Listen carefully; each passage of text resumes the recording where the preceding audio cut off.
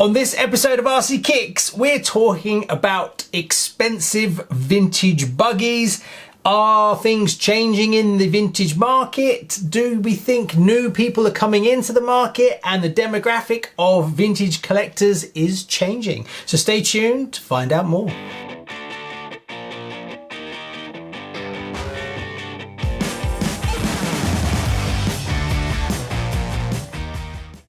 Hi and welcome to RC Kicks. On today's show, well, we're just having a chat. There's no RC building, running or painting today, so if this is not your bag, you might want to skip on past. But I posted on the RC Kicks Facebook page about a week ago a few questions that seem to have picked up quite a bit of traction, and there seems to have been a lot of debate about it, and that is fantastic. So it's obviously something that people are interested in. So I thought I'd put a video together so that we can basically have a chat and you guys and girls can respond in the comments of what you think. And it's basically talking about vintage collecting, vintage buggies and vintage cars. Me personally, I'm more vintage buggies, but it does carry over to vintage road cars and things like that, and all the racing cars and that kind of thing. And the question I asked was, has vintage RC collecting changed forever?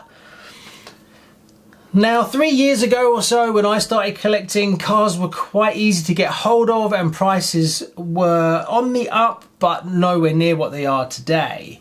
And that's kind of the dynamic to the discussion to this is, if you're coming into this now as a collector to start out a collection of vintage buggies, or vintage anything really, and to buy, restore, keep, run, can you actually do it? Now, if you take, for instance, an Avanti, it's probably something that most people aspire to own, an Avanti. And yes, you can get the 2013 rere as and when it kind of comes out and it drips feeds out, but you're still looking at £300+ for a new in-box one, and that's not a vintage one. That's obviously a 2013. So you're already at £300 odd before you've even started. Now, if you wanted to collect the Avanti family, what is that going to cost you? Also, if you take it even further than that, if you wanted to collect the Tamiya 100, what would it cost today to achieve it? And I'm pretty sure that writes off a hell of a lot of people. There's no way I could afford to buy the Tamiya 100. The price of that, if you actually worked it out, would be thousands and thousands and thousands of pounds. So I don't think there's many people that have achieved that, but that's probably been out of most people's reach for quite a while, but now gone forever. So what do you think? You know, has the demographic of people who collect vintage RC changed? Is it going to change? Are we going to see different kind of people collecting? Has the market now pushing out a lot of older collectors that can't afford this kind of price point?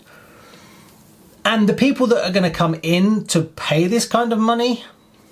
Now, I've tried to think through it of how I kind of think it will go. Now, one thing is that a lot of young people, a lot of youngsters like us back in the day that collected RC, so that was across the whole range of spectrum. Now, all these people have grown up and they're all at different levels of walks of life. So you could get very wealthy people collecting them and you can get very poor people collecting them. And they probably would have had the same childhood-ish.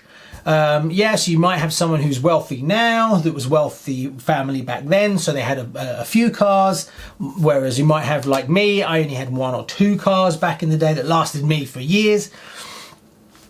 So I don't think it's a case of wealthy people won't collect RCs. I think they still have the connection like anybody else has. So will it become more desirable and more collectible and continue to keep going up in price? Will it then price more people out? Will people then sell, people who've had these cars for a long time, see the value in them and then sell them so that the whole collection changes? And then how will that change the Facebook groups and the collectors and things like that? So that's very fascinating to me. It's really interesting. Also, you have the other dynamic to it. Does that mean likes of Tamiya can say, well, the cars are now demanding a lot more money, so we can then risk bringing out more re-releases. So I would have said before, yes, that would, from a business point of view, would be a good thing, because it's less risk for, say, Tamiya to bring out more of its back catalogue again. But then there's a flip side to that as well, that I think they did this with the VQS. And the VQS was, its recommended retail price was like £385, which is insane. And I think they hit the limit of what people are willing to pay currently, because you can now get a VQS for £299 right today, and there's lots of them. I could buy 5 from 5 different places today. So there's that side of it, that is the current market willing to pay more, but because it's happened so fast, because prices have zoomed up over the last 3-4 years, that people really feel it. Obviously, you've got other factors to it, where now we've got the whole COVID going on and people's jobs are not as safe. Then we've got Brexit thrown in as well, so imports are more expensive. Then with COVID killing off the amount of stock coming in, means that demand was high, people had time on their hands. So all this is changing the market quite a lot. And then, you know, does that tailor into what happened to Kyosho being sold again? And, you know, so there's a hell of a lot going on, which means it's really, really interesting. And I'd love to hear what you guys and girls think about this. Being a collector, you know, would you start to think about selling your collection because the prices are getting higher and higher? Is the price going to continue to keep going up? I honestly don't know. Prices, will they increase? That's a difficult one. And I honestly can't give you an answer. I don't know. I think we may stall out a little bit for a while, as people have spent a lot of money on it. And people get used to the prices at what they are now before we get another move up. There's so many factors to it. I don't know. It's very difficult to say. So comment below. Tell me what you think. Another question that came up was future classics. Again, what do I think is going to be a good thing to get now? That is going to be, now's the time to buy it at a reasonable price before it increases. That again, you have the same problem of collecting it. This is a hard one currently. Now, one of the latest kits that came out that I think is going to be 5 years down the line, 60 years down the line, become one of those quirky collectible ones, is the new Tamiya Quad Track that's just about to come out. Now, why do I think that's going to become a classic collectible one? Well, for a few reasons. One, it's very different, very quirky. 2, it has a nice body on it and it looks quite good. 3, it's a track vehicle, again, makes it very unique. 4, it's very expensive at 300 and something odd pound. So I can't see it selling that many. So those kind of things go together well. Low numbers, quirky, expensive already. So I can see that possibly. The only thing that may stop that from happening is that it is on a TT02B, which is such a standard chassis that no one really gives it any, you know, so that might hold it back.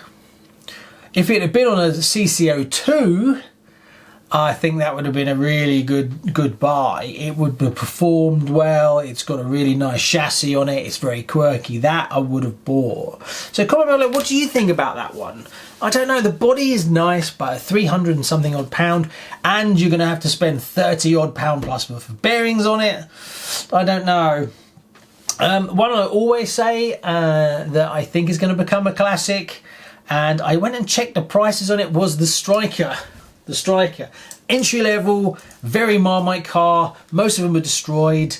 They're very fragile. Were sold to youngsters that got smashed up, so there isn't that many of them around. Finding good ones. So I was interested because I think I said that in a video about a year ago now, and I went and looked at the prices, and a good striker, you can buy ropey ones, but then the amount of money it's going to cost you to restore it. A pretty decent one, not as good as this one, but a reasonable one was £200 it sold for. Now strikers used to go for like £70–80, so the good ones are starting to demand good money at £200. A Sonic Fighter in pretty decent condition sold for £163. At those prices, also the shipping was £48. So if you say, well, realistically, you're looking at £18, that's £30 over. So you're looking at £230 and nearly £200 for a Sonic Fighter.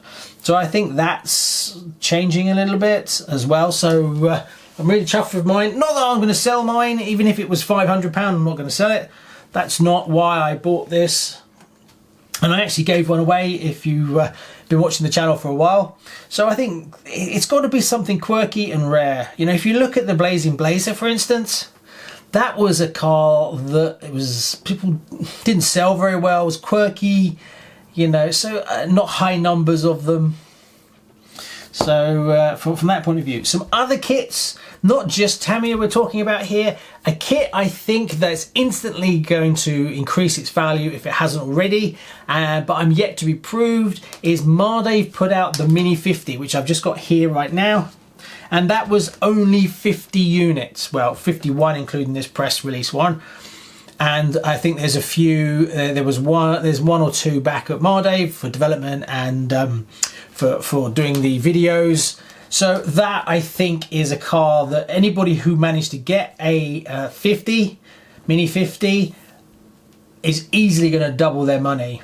But they're so collectible by the hardened Marde fans that not one has come up for sale yet. So it'll be really interesting to see how much the price of a original Mini 50, you know, that comes with a certificate and everything, not one that's made to look like it, is going to sell for. So that'll be really interesting. And also I think out of those people that have them, very few will actually let them go. So I can see Mini 50s demanding good money, really good money, but I honestly can't back that up yet because no one sold one. Predictions of what it would sell for, I mean, there's two options. You've got the carbon one and then you've got the standard one, and I think the carbon one would probably sell £200. That's pure guessing. I reckon someone would pay £200. Would you pay £200 for a Mini 50? Comment below. If you had the option, am I talking complete rubbish? Because I have no way of backing that up. I'm only guesstimating. And it may go from there. Some other cars that I think are going to become more valuable is definitely going to be the Kyosho Classics. At the moment, they're hard to get hold of, but they are still producing them. You know, the Turbo Optima, the Tomahawk, all those kind of cars. But if Kyosho announces they're discontinuing them, the prices of those kits are going to go through the roof. Built ones and kit ones. Now, hopefully, they won't stop making them, because there's a lot of people that want them, but they still can't get them because the stocks are so low. Obviously, Kyosho mids, I think, are going to continue to go up in price. But the main issue you've got with Kyosho mids is there's no part availability. People are trying to restore them, are struggling to find the parts, and picking up extra bits and pieces for restoring a Kyosho are becoming insanely difficult. So prices are on the up even more. So hopefully we'll get a Kyosho mid, and then that'll be a whole load of parts coming in. But being that Kyosho has just been bought out, who knows what's going to happen on that front. Then you've got your sort of holy grail cars. You know, owning an Avanti, an X10, an 11, an RC10 Gold Pan, World's Car, RC10 Graphite, Lancia Delta Integrale, sorry, a Tamiya Lancia Rally, you know, the old ones. Any of the old stuff from Tamiya, all prices are insanely high. So yeah, I don't necessarily think it's a good thing for the market. I don't know. Anyway, there you go. That's enough waffling. I just thought I'd put that out there. And really, it's the reason I did this video is to get your feedback from it. Because I don't know if it's a good thing or not. I don't know if the price is going the way they have. Is changing the vintage hobby for good. Or is it for bad? Maybe. Anyway, comment below. Thanks very much. Please like and subscribe. And I'll see you on the next one. See you soon.